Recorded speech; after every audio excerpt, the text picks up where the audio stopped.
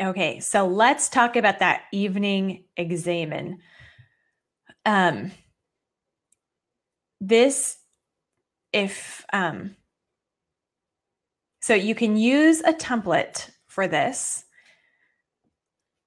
or you can really just use a journal. If you are already journaling, just stick with what you have, but you are making a very quick, very brief journal entry before you make the plan for tomorrow.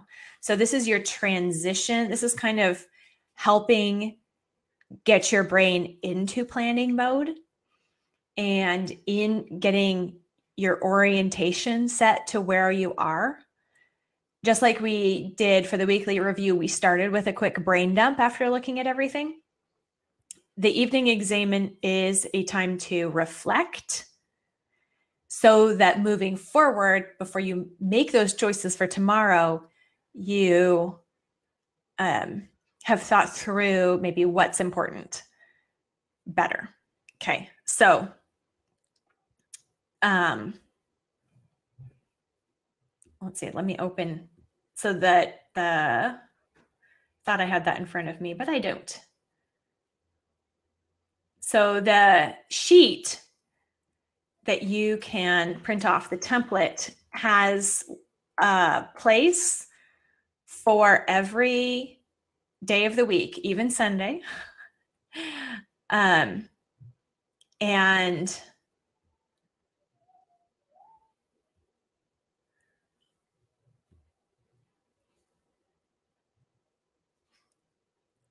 I didn't want the guide, I wanted the template. Sorry, guys.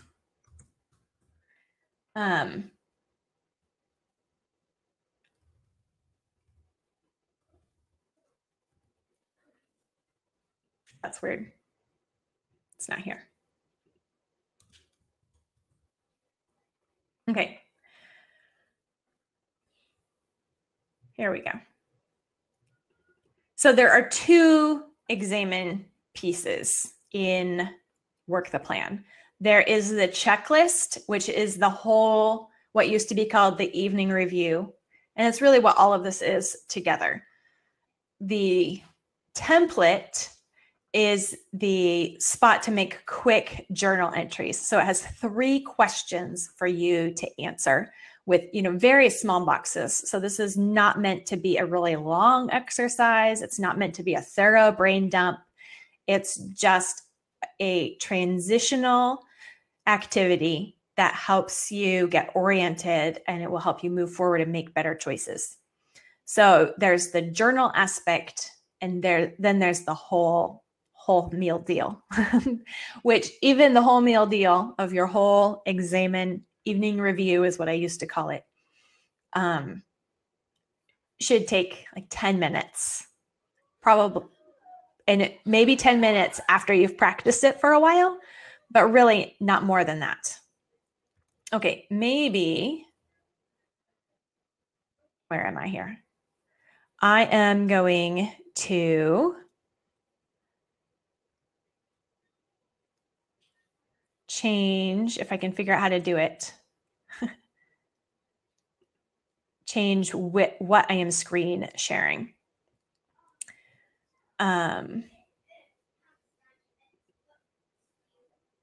Here we go. I think I just closed that.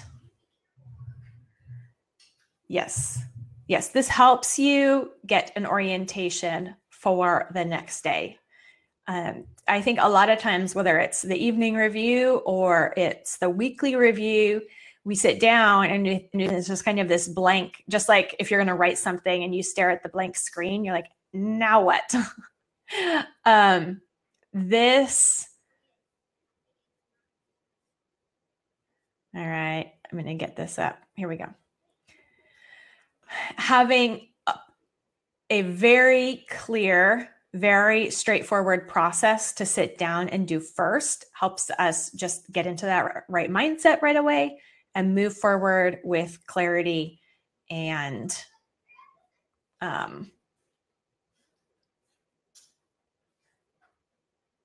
clarity. Okay. So the 3 questions that you're asking at the end of the day are, what did I accomplish today? And notice that that is not, what did you not accomplish today? What did you accomplish today? So you are noting down the things that you did do. So you can look at your lists from the day and say, well, what did I do off of the lists? But this is also where you write down things that you did that weren't on your list, because there are always things that we do that were not on our list. So this is where you acknowledge that your time went somewhere useful today. So you answer that question. What did I accomplish today? Yeah, what did I fail to do is not on this list. Exactly. Now you could, so what is there is, what did I learn today? And that might be from what you're reading or what you're doing or a conversation you had with a friend or your husband.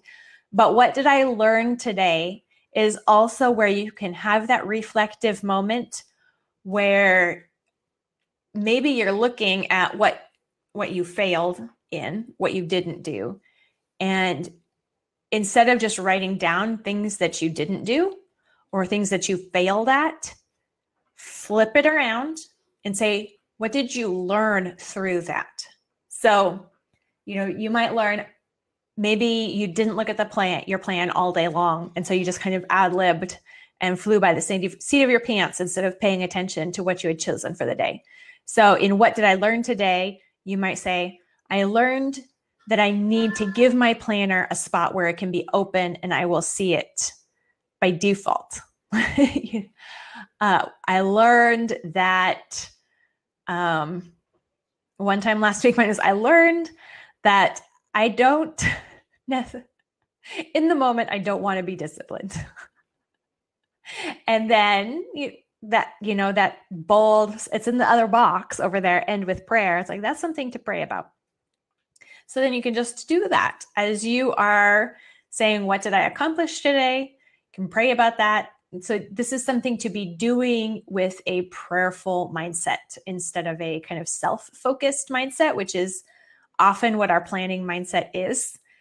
The end with prayer there, and even the word examen, and that comes from a Jesuit practice. So it is a mindful, prayerful exercise. This is sitting down and being contemplative, reflective, prayerful. It's not about kind of being in an uptight, anxious, go, go, go mode. We're actually taking a deep breath and a step back and being thoughtful.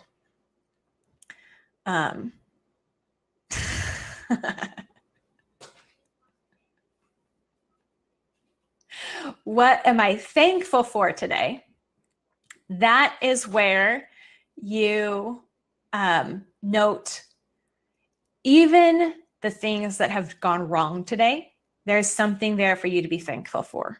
You can be thankful that you are not saved by works, because you have seen today that your works stink. Like, thank you for Jesus. We need to be, in order to move forward in good works are always done out of gratitude and thankfulness. So before we move forward into making our list, we're going to note things that we're thankful for. And this isn't just a wishy-washy gratitude list. This is like, you do, what did I learn? What did I accomplish today? What did I learn today? And I'm thankful today for cute puppies and chocolate and picking random things that are kind of nice. No, we are still thinking about our day, and we are being thankful for what God sent us today in his providential care. It's true. Sometimes chocolate saves the day. And so maybe that happened in your day and you can be thankful for that. But we are being thankful for what happened in our day. And we're ending with a prayer of gratitude.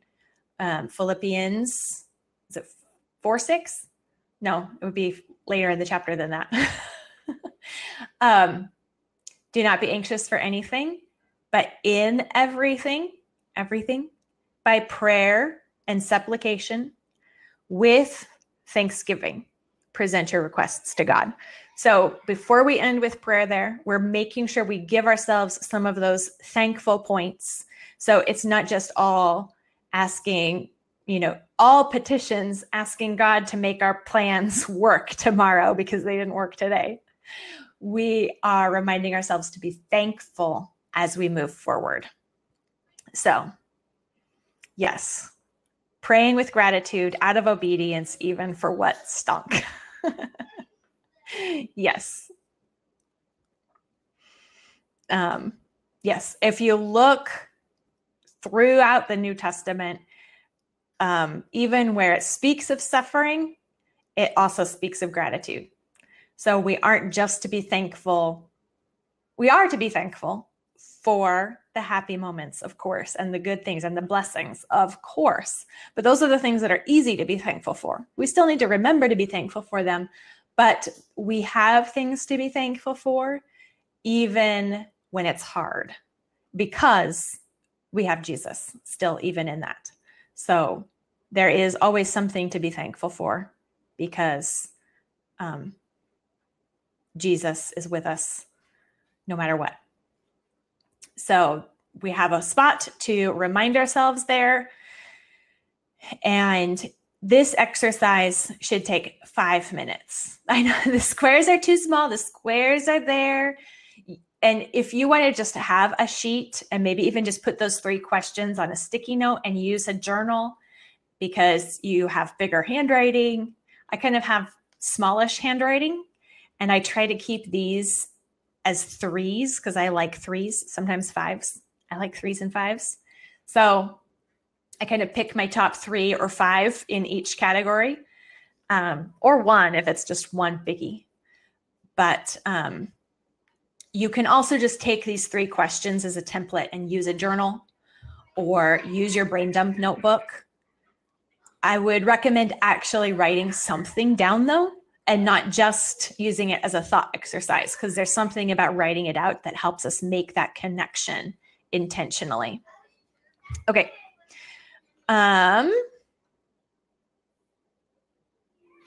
So we've done the examen. I wish it was examen, but it's examen. And I'm probably saying that, was it mignon? It's just like, that said, it's French, so it's like examen. Probably totally messing that up. It's not pronounced the way I want to pronounce it. But after we do that, and you can see this if you look at the checklist for the evening. I'm going to see if I can pull that up here. It's fancy screen sharing.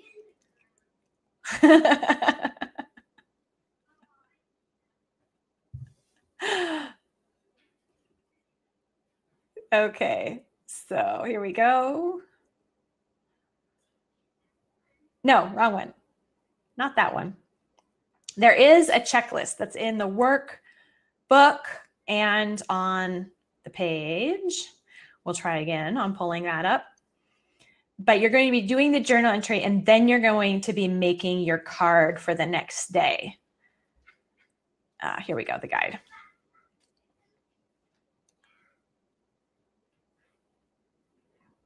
It says it's screen sharing, and I don't see that it's screen sharing. There we go. Yes, yes.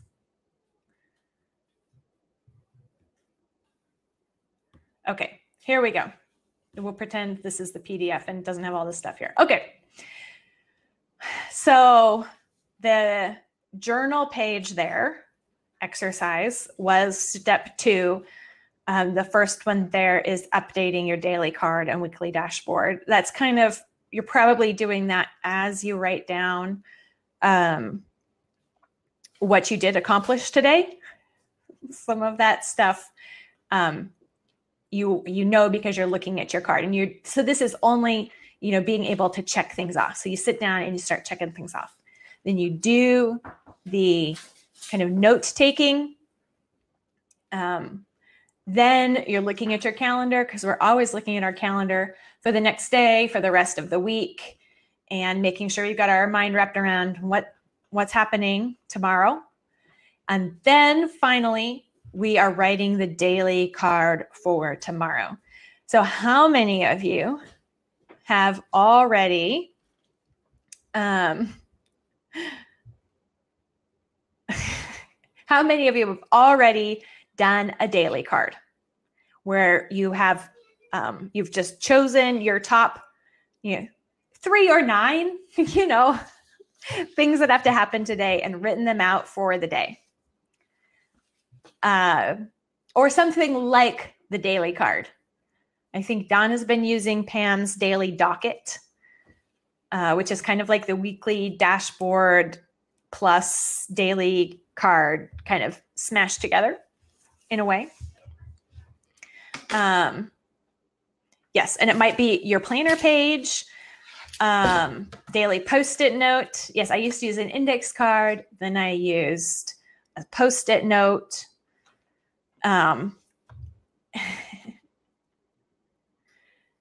Daily Post-it note. So this is where your top priorities for the day go. And the process of writing it out is super helpful. And it should be, technically, and just, because I got these ideas, I didn't make them up. I got them from other places, and everyone says it should be 3. But that just didn't work for me in my life, because say, the priority for my school day is that we do morning time math and then someone's lessons. If it's a Tuesday, Thursday, then it's elementary lessons. If it's Wednesday, then it's the older kids' English class. If it's Friday, it might be nature study. It might be something else. And if it's Monday, then we really better get Geneva's couch lessons, her phonics done, because it might not happen the other days. But I'm picking the top 3 things that make the school day a good school day. Even though my school planner has, I don't even want to count how many things are supposed to happen in a school day. I'm pulling out the top 3. These are the most important. I can't say that it was a bad school day if these 3 things got done. If these 3 things got done and nothing else got done, was still a good school day. So what I do to give myself extra things, the way that I cheat, and you can think if you need to be a cheater also, or if you can choose better than me, then you can just do, yes, this is minimum viable day for your whole day and not just your homeschool day. So so I do this kind of capital I sort of thing, where a straight line across to make a long row, and then column, and then long row. I don't know. I just like this. Works really well for me. And then there's 3 in one column. This is my homeschool minimum viable homeschool day. Then this is either my minimum viable homemaker day or my minimum viable online business day, kind of depending on the focus of the day. And these are other random things that need to happen today. And I try to keep these as things that really have to be done today and not things that I wish I would do today. Things like the random things that I might be able to do today, but I might not, should be here on the weekly dashboard in the random task section. The things that make it on the daily card are the things that are actually need to happen today. And that's how you make sure you're not just ignoring it. Because if you can look at that daily card and say, yeah, I know I was going to do that today, but I'm just not going to, and you can get away with it, then those are probably not the right things. Yes, these are the non-negotiables, and it might be